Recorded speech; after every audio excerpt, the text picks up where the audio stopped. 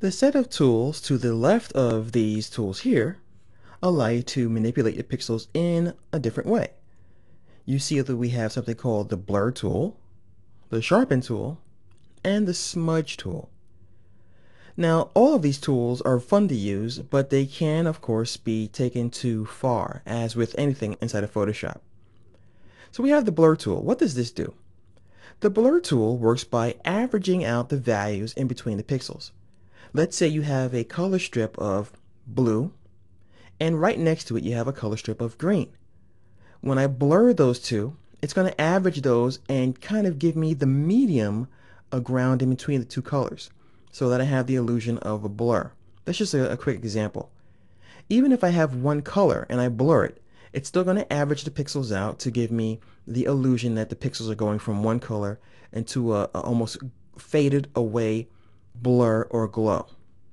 Sharpen works in the opposite way. Instead of decreasing the contrast, it's going to increase the contrast. Now this tool, guys, is pretty dangerous. If you use Sharpen too much, it will pretty much destroy your image, and I'll show you that in a second.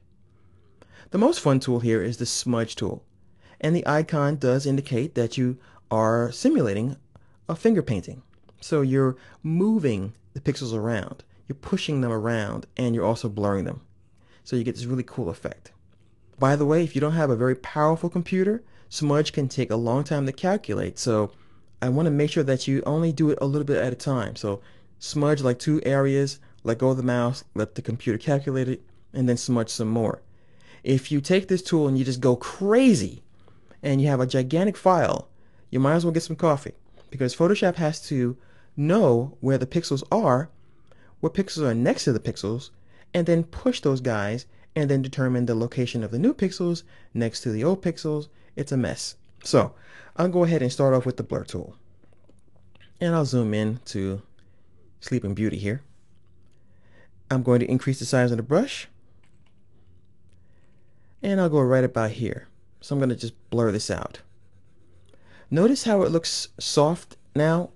We get this nice transition from hard edges into softness. Well, once again, Photoshop is looking at this color and the color here and giving me a nice average color in between to give the illusion of a blur. I'll go ahead and show you the dangerous tool now, Sharpen. Whereas we blurred things, Sharpen's going to take them to the point where the contrast is going to be enhanced quite a bit.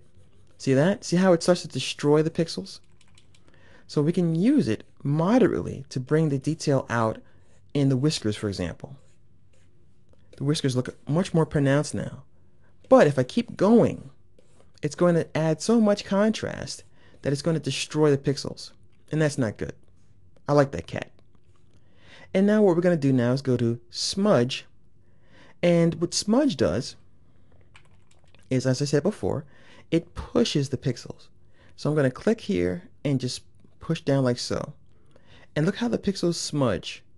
And if I go too far and I do all this kind of stuff at one time, it's going to take a while to catch up.